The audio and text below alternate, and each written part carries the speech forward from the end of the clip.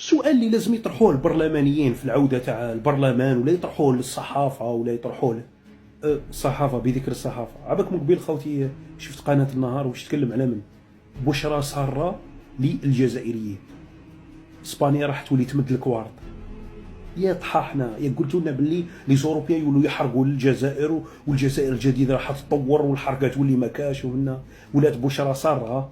على ما تكلموش على اللي ماتوا في البحر والقوارب المفقوده، والشباب اللي اليومنا هذا ما على بالناش وين راهم، والشباب اللي راهم في السجون الاوروبيه، والعائلات والدراري الصغار بعائلاتهم كذا منا ولاو يحرقوا في البوطيات، هذوك ما تكلموش عليهم.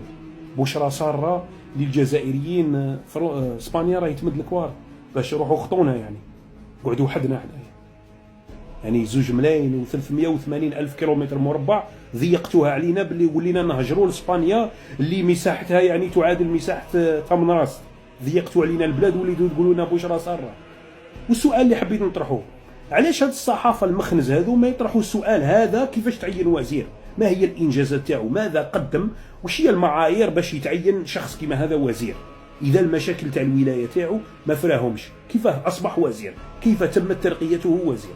هذه يقول لك جزائر جديده وتحيا عمي تبون. الله يزيدكم ذل على ذل ان شاء الله.